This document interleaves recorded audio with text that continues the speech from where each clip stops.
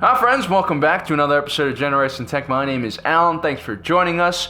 So in case you guys didn't know, there's going to be a new Thrawn book coming out in about a month, and yes, it's going to be canon. It's also going to be written by Timothy Zahn, the original creator of Thrawn. So the publishers of this book have released a few paragraphs for us to read, and in these few paragraphs, there's a lot of interesting information. One of the most important things that we learn is why Thrawn joined the Empire in the first place. So guys, before we start dissecting this scene, I want to give you some background information about Thrawn for those who don't know who he is. He's one of the most popular and interesting characters to come out of the expanded universe. I would go as far to say that he's even more popular than Kylo Ren. Let me introduce myself, Captain Kylo Ren Cha. No relationship to Kylo. Thrawn was the best military tactician the galaxy had ever seen. Morally ambiguous and analytical, Thrawn was oddly enough a student of the arts and used his opponent species' artwork to understand how they thought, which often gave him an advantage on the battlefield. The Chiss leader would go on to guide the Imperial remnant after the death of Palpatine. Since Disney has canonized Thrawn in the Star Wars Rebel series, we've seen him live up to his Legends version of himself. And better yet, many of the personality traits that made him such an appealing character were preserved as well. Okay guys, so that's a little background information about Thrawn. Check him out in the Thrawn Trilogy series by Timothy Zahn if you want to learn more about him. He's a really interesting character. But anyway, let's go into the scene now.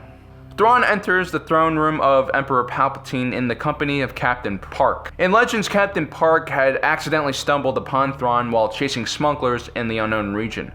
Thrawn had been stranded on one of the planets in the system and outsmarted an Imperial ground team and snuck onto Captain Park's Imperial Star Destroyer.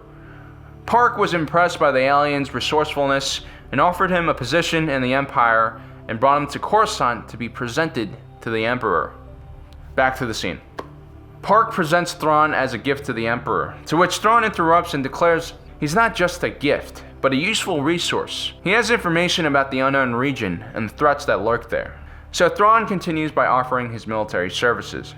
He's an extremely adept tactician and wants to help the Empire combat these threats in the unknown region. Palpatine responds by asking whether these unknown enemies currently pose a threat to the Empire. Thrawn truthfully responds that this enemy doesn't pose a threat to the Empire yet, but they do pose a threat to his people, the Chiss, and he needs to help them, and asks for Palpatine to support his people in return for his own service. To this, the Emperor asks, why would he want to help his own people if they exiled him?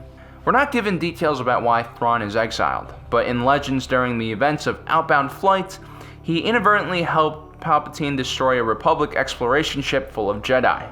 Palpatine, who was still the Chancellor at the time, was impressed with Thrawn. Thrawn wanted to learn more about the Empire. He wanted to learn more about what was going on in the rest of the galaxy.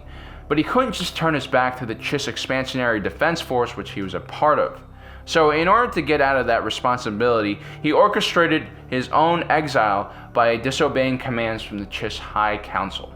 Back in the throne room, Palpatine asks Thrawn, what if he refuses to help Thrawn's people and betrays him? To this, the Chiss replied, then I will have gambled and lost. But I have until that time to convince you that my goals and yours do indeed coincide.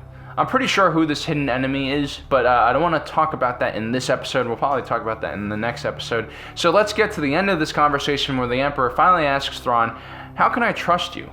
Thrawn responds by telling Palpatine to ask his servant about the strength of his vow.